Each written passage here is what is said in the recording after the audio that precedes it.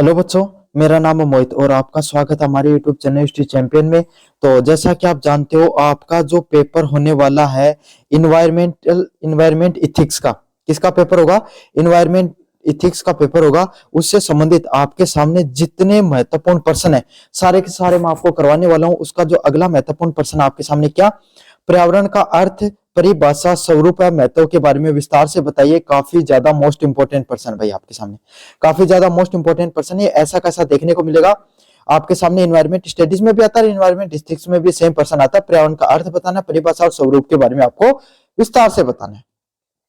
साथ के साथ वीडियो को शुरू करें इससे पहले एक बात बता देना चाहता हूं कि सभी बच्चों से रिक्वेस्ट है, चैनल को सब्सक्राइब कर दो भाई। 20,000 सब्सक्राइबर के अपन बहुत ज्यादा करीब आ चुके हैं। आप जो वीडियो देख रहे हो ना, बस एक एक बच्चा सब्सक्राइब कर दो प्लीज। अपना सब्सक्राइबर 20,000 वाला सब्सक्राइबर क्राइटेरिया पूरा हो जाएगा। साथ के साथ ये जो पीडीएफ आपको पढ़ाऊंगा इस फ्री में हमारे टेलीग्राम चैनल पे डाल रखे है, वो आपको टेलीग्राम चैनल पे मिल जाएगी। टेलीग्राम चैनल का लिंक कहां पर दे रखा है? डिस्क्रिप्शन में दे रखा है। कहां पर दे रखा है लिंक? डिस्क्रिप्शन में दे रखा है। वहां से जाकर टेलीग्राम डाउनलोड कर लो। और कोने में जो व्यू प्रोडक्ट वाला ऑप्शन है, कौन सा ऑप्शन है? व्यू प्रोडक्ट वाला ऑप्शन है। इस पे क्लिक करके अगर फ्लिपकार्ट मिंत्रा से कोई प्रोडक्ट खरीदोगे, सबसे ज्यादा डिस्काउंट आपको देखने को मिलेगा। जाओ और जाकर प्रोडक्ट खरीद लो। पहला प्रश्न है, पर्यावरण के अर्थ और परिभाषा के बारे में बताइए। पर्यावरण है वो सब, पर्यावरण सब दो शब्दों के मेल से बना है। परि मतलब चारों ओर, आवरण मतलब घेरा। मतलब जो पर्यावरण शब्द अपन देख रहे हैं ना, ये दो प्रकार के शब्दों से बना हुआ है। इसका अर्थ क्या होता है? परि का अर्थ क्या होता है आपके सामने? चारों ओर। परि का अर्थ क्या होता है आपके सामने भाई? चारों ओर। और आवरण का अर्थ होता है घेरा हुआ। तो पर्यावरण का अर्थ यह है कि चारों ओर से घेरा हुआ। समझ में आएगा? तो कोई भी शब्द को अपन पढ़ते हैं तो उसको क्या करना चाहिए भाई? सबसे पहले उस शब्द को तोड़कर अगर अपन पढ़ते हैं तो अच्छे से समझ में आता है। तो परि का अर्थ होता है चारों ओर, आवरण मतलब घेरा हुआ। तो चारों ओर घेरा हुआ अर्थ इसका सही होता है। वैज्ञानिक दृष्टि से वे सभी भौतिक, रासायनिक व जैविक कारक जो जीव या समुदाय को प्रभावित करते हैं वो पर्यावरण के नाम से जाने जाते हैं।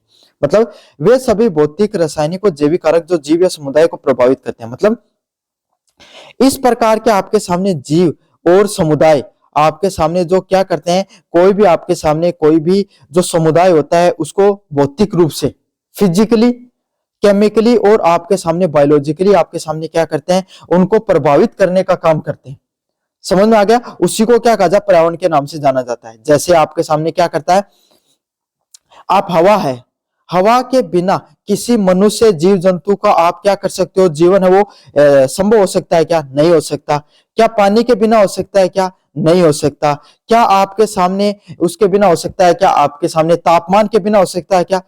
तो सिर्फ आपके सामने मनुष्य ही इस जीवन में, मनुष्य है ना, वही सिर्फ आपके सामने अकेला वो चीज नहीं है जिसके कारण ये पूरी दुनिया चलती है। इस दुनिया में सभी के सभी कारक आपके सामने वो महत्वपूर्ण है आपके सामने, किसके लिए? पर्यावरण को चलाने के लिए।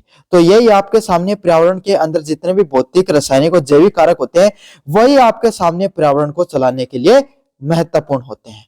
समझ में आ गया? अगले वाला पॉइंट है पर्यावरण का स्वरूप। पर्यावरण का स्वरूप किस प्रकार से देखने को मिलता है, इसके बारे में भाई अपन अच्छे से जानेंगे। तो पर्यावरण होता है, इसके दो मुख्य भाग होते हैं। क्या होते हैं भाई? दो मुख्य भाग आपको देखने को मिलते हैं। पहले वाला होता है प्रकृति पर्यावरण। प्रकृति पर्यावरण क्या होता है? इसमें प्रकृति द्वारा प्रदत्त वायु, जल, मृदा और सभी जीव जंतु शामिल होते हैं। मतलब पर्यावरण, प्राकृतिक पर्यावरण क्या होता है? इसमें प्रकृति के जितने भी तत्व होते हैं, जैसे वायु हो गई, जल हो गया, मृदा हो गया और सभी जीव जंतु हो गए, वो किस में शामिल होते हैं भाई? आपके सामने प्राकृतिक पर्यावरण में शामिल होते हैं। किस में शामिल होते हैं? प्राकृतिक पर्यावरण में शामिल होते हैं। किसमें? प्राकृतिक जो पर्यावरण होता है उसके अंदर शामिल होते हैं। समझ में आ गया? क्यों? हवा आपके सामने प्रकृति से हमें मिलती है, जल हमें प्रकृति से मिलता है, और मृदा और आपके सामने सभी जीव जंतु है, ये किसकी देन है? प्रकृति की देन है। तो जितनी भी चीजें प्रकृति से जुड़ी हुई होती हैं वो प्रकृति पर्यावरण का हिस्सा होती हैं। अगले वाला आपके सामने सांस्कृतिक व मानव निर्मित पर्यावरण। सांस्कृतिक व मानव निर्मित पर्यावरण क्या होता है? मनुष्य द्वारा निर्मित वस्तुएं, जैसे सड़क, इमारतें, तकनीक व सामाजिक रीति रिवाज में आते हैं। मतलब कोई भी मनुष्य होता है उसके द्वारा अलग अलग प्रकार की आपके सामने जो रीति रिवाजें हैं उसको बनाया जाता है। समाज को चलाने के लिए जितनी प्रकार की रीति रिवाजें चलाया जाता है उसको सांस्कृतिक व मानव निर्मित पर्यावरण के नाम से जाना जाता है। जैसे कि सड़क हो गई, तो जो सड़क होती है ना आपके सामने, क्या होती है? जो सड़क होती है ना, इमारत होती है, इनको किसके द्वारा बनाया जाता है? इनको आपके सामने जो मनुष्य के द्वारा बनाया जाता है, किसके द्वारा बनाया जाता है? मनुष्य के द्वारा बनाया जाता है। और मनुष्य कोई भी चीज बनाता है तो उसमें क्या होता है? उससे समाज का निर्माण होता है। किसका? समाज और संस्कृति का निर्माण होता है। तो जितनी भी चीजें समाज, संस्कृति और तकनीक से संबंधित होती हैं उसको किसके नाम से जाना जाता है भाई? आपके सामने सांस्कृतिक मनोनिर्माण के नाम से जाना जाता है। समझ में आ गया आपको विस्तार से?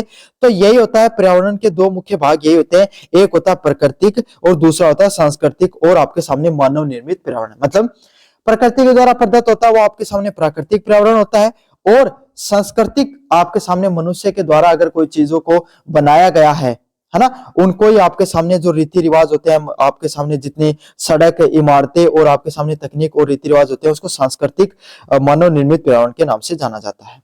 समझ में आ गया आपको विस्तार से? चलिए भाई अगले वाले प्रश्नों की तरफ बढ़ते हैं।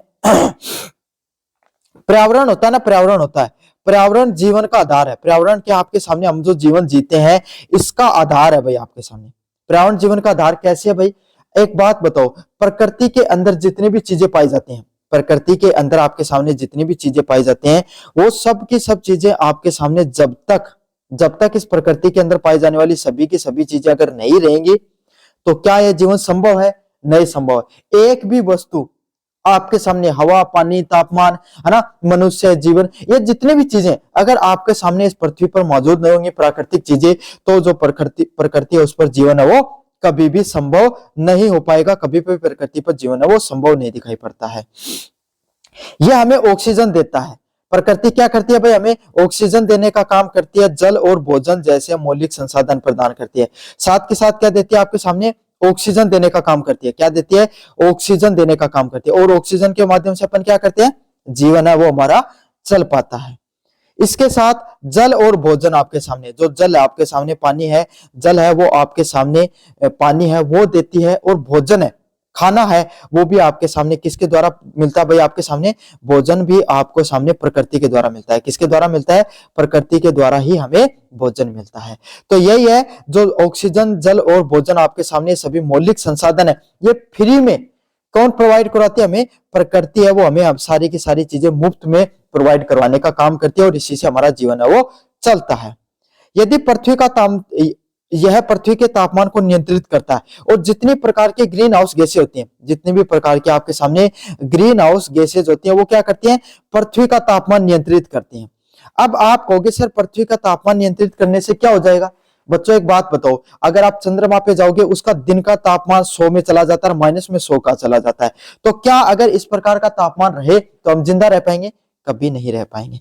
इसीलिए जो तापमान होता है उसका नियंत्रण होना भी बहुत ज्यादा जरूरी होता है, और पारिस्थितिक संतुलन बनाए रखता है। और इससे क्या होता है? जो परिस्थिति होती है उसके संतुलन बनाए रखता है। शुद्ध पर्यावरण ही आपके सामने स्वस्थ जीवन की पहली शर्त होती है। अगर पर्यावरण स्वस्थ होगा तभी लोग स्वस्थ रह पाएंगे। अब आप दिल्ली का उदाहरण ले लो, सब कुछ है दिल्ली में, किसी चीज की कमी नहीं है, लेकिन पर्यावरण अगर स्वस्थ नहीं है तो लोगों के जीवन में अलग प्रकार की समस्याएं देखने को मिलती हैं। तो यही है पर्यावरण का अर्थ, परिभाषा और स्वरूप के बारे में अपन ने विस्तार से पढ़ा।